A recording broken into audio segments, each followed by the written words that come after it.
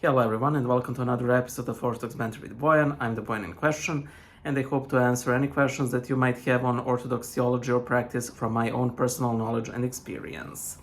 And today's question comes from Mandy from TikTok. Yes, I have TikTok. The question is, will you make a video on the Orthodox deaconess as one appointed in Africa? Thank you for the question, Mandy. And like literally everyone and their grandmother, who's probably not a deaconess, I am very opinionated on this subject. So this is how our story goes. Once upon a time, the Orthodox Church had deaconesses, and these deaconesses had a variety of different roles, and most, if not all of them, revolved around helping and ministering women in culture where it was seen inappropriate for men to attend to a woman alone. This included, but is not limited to, helping the sick and the elderly. I think it also included bringing them the Eucharist.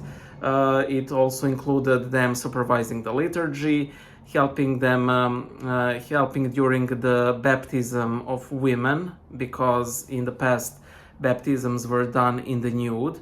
However, we resolved that issue.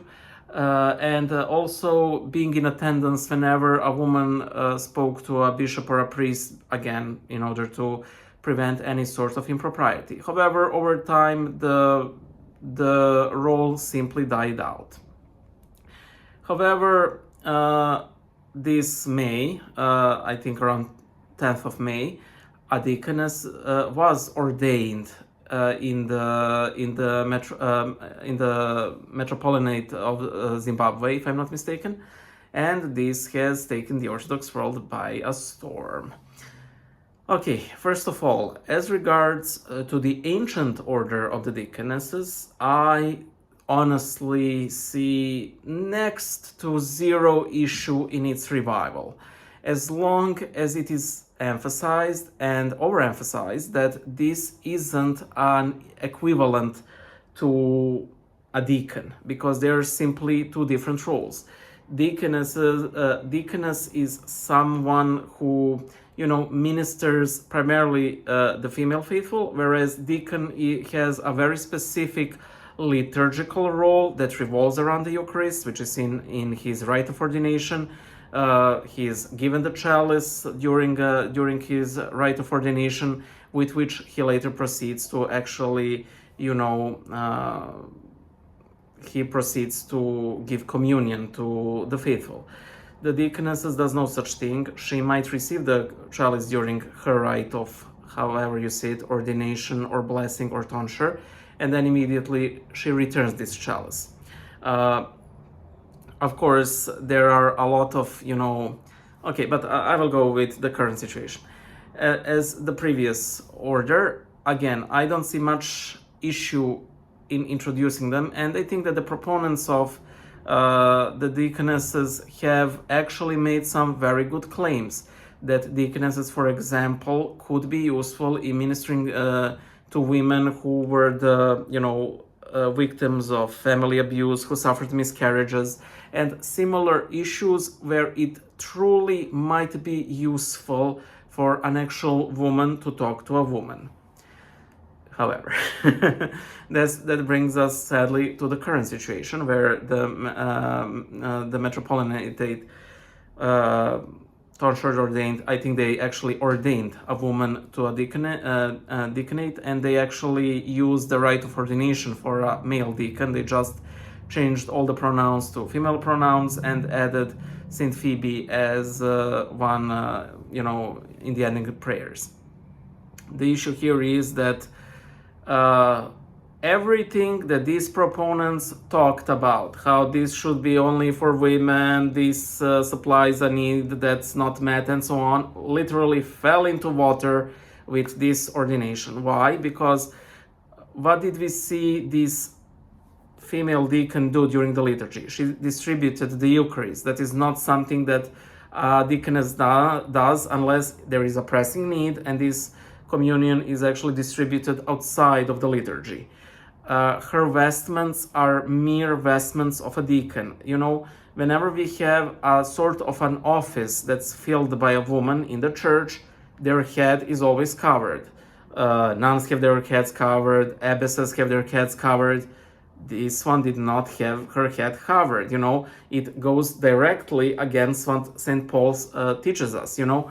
So I am simply left to wonder what is the ultimate, you know, reason for this ordination, you know.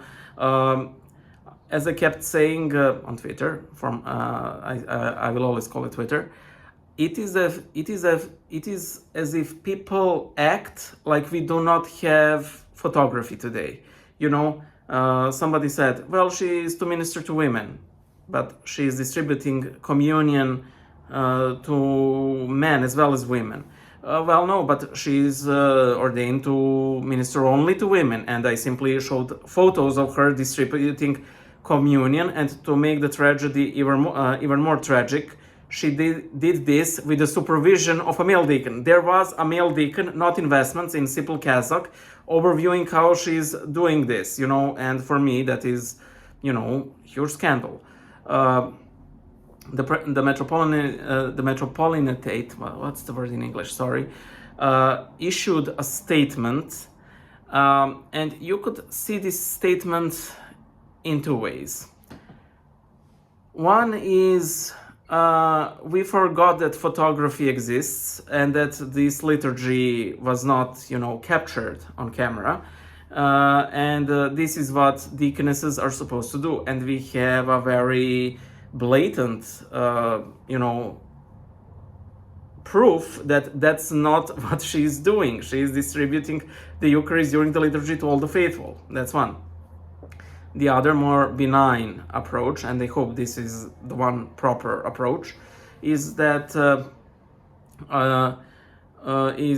that this was a sort of low-key slap on the wrist of the Metropolitan who approved this, in the sense of, please refrain from doing anything like this ever again.